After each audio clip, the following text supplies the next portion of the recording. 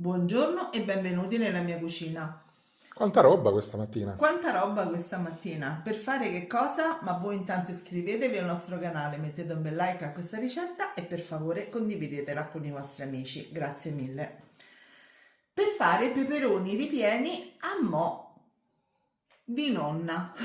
Stavo dicendo a modo mio, no, a mo' di nonna.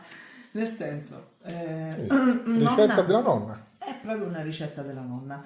Nonna faceva i peperoni ripieni in due versioni, una con la carne e una senza carne. Quella senza carne è quella che andrò a proporvi oggi. Quindi dovremmo fare in futuro anche quella con la carne. L'abbiamo già fatta, amore. Non sei attento, Però non bene. sei attento. Però Eppure i video li monti tu. è buona, quindi dobbiamo rifarla. Va bene, la rifaremo, d'accordo. Allora, l'abbiamo fatta anche col riso, se è per questo. Allora, immediatamente andiamo agli ingredienti. Vi serviranno 100 g di pecorino grattugiato, sale, pepe, uno spicchio d'aglio, una bella manciata di olive, e noi qui andiamo sul sicuro come per l'olio. Abbiamo i prodotti del gruppo Caro. Ragazzi, Come vedete ce li mandano perché è il nostro sponsor. io vi metto in info box tutte le informazioni e il link per prendere queste olive e quest'olio fantastici a prezzi veramente vantaggiosissimi. Esattamente. Poi ci servirà una mozzarella, questo più che altro è un bocconcino, perché io voglio integrare un attimino la ricetta di nonnina con un formaggio meraviglioso che ho trovato al mosto. 4 uova, questo per 7 peperoni, 4 uova, mezza tazza di passata. Ragazzi, abbiate pazienza, io questa ci devo mettere perché qua c'è qualcuno che le buccette di pomodoro non le tollera. Molto saporita.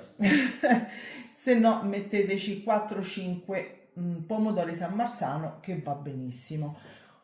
Un pochino di acqua, circa 200 ml, da mettere nella teglia e circa 400 grammi di pane raffermo che dovremo fare poi tagliato grossolanamente nel mixer. Ovviamente l'olio già ve l'ho detto e quindi non ve lo ripeto. Allora, come primo step cosa dobbiamo fare? Preparare il ripieno. Quindi lasciamo da parte i peperoni, andiamo a tagliare a fette il pane che poi andremo a triturare grossolanamente, ripeto, nel mixer, e andiamo anche a togliere il nocciolo a tutte quante le olive. Allora, abbiamo triturato il pane, rotto le uova, tolto il nocciolo dalle ciliegie, stavo dicendo, Sì. dalle olive e fatto a lamelle uno spicchio d'aglio e tagliato il formaggio e la mozzarella a pezzetti. A questo punto andiamo ad unire tutti gli ingredienti, perché mentre noi andiamo a pulire i peperoni, il composto deve insaporirsi ben bene.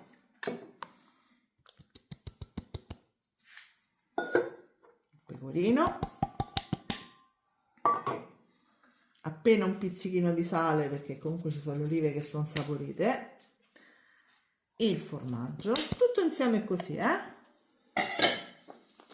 un po' di pepe, non tantissimo perché, ripeto, le olive sono molto saporite,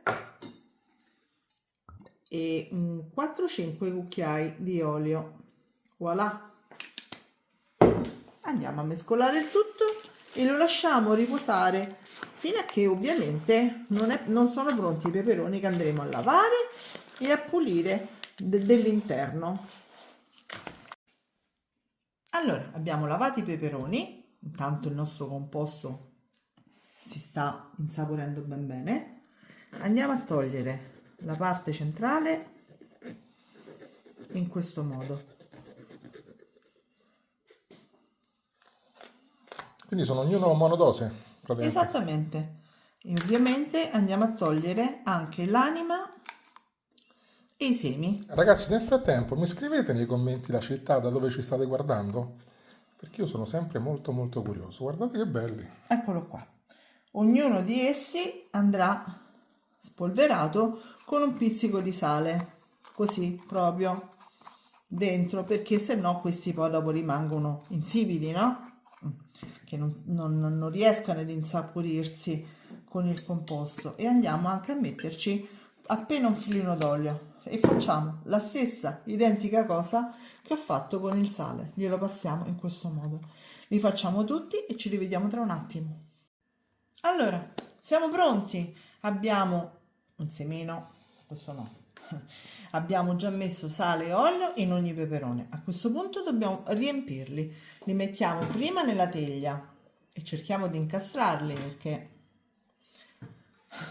vediamo se faccio il miracolo, Gioca a Tetris. Esatto, sì, è uno dei miei giochi preferiti. Voilà, bravissima. Allora, li vado a riempire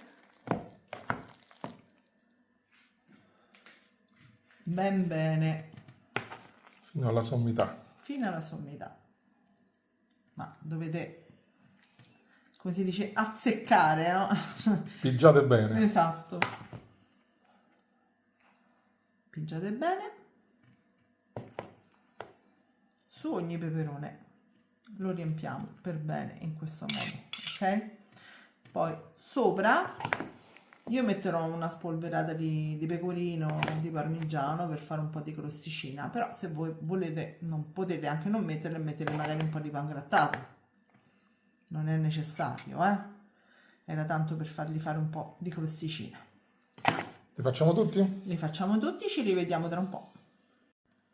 Dimenticavo, dovete accendere il forno a 220 gradi, modalità ventilata o statica, dipende dai forni perché alcuni non hanno il ventilato, e bisogna aggiungere poi, ecco, la metto subito, dell'acqua nel fondo dei peperoni. Quanta? Circa 150-200 ml, dipende dalla grandezza dei peperoni, e soprattutto se i peperoni sono così ne potete mettere un po' di più, se no, se sono quelli più grandi che dovete tagliare a barchetta, ne mettete leggermente di meno. Quindi ripetiamo un attimino la temperatura del forno. 220 per circa 40 minuti. Perfetto. Eccoli qua, sono pronti. E a questo punto ti tocca l'assaggio. Assolutamente sì. Ragazzi, guardate che belli. Aspetta. Sono veramente stupendi. Croccanti e morbidi. Eccomi. Eccoli qua.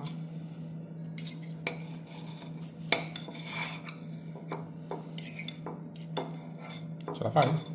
Sì, certo che ce la faccio, perché ho le mani bagnate e mi scorrono. Forchetta, eccolo là, a posto.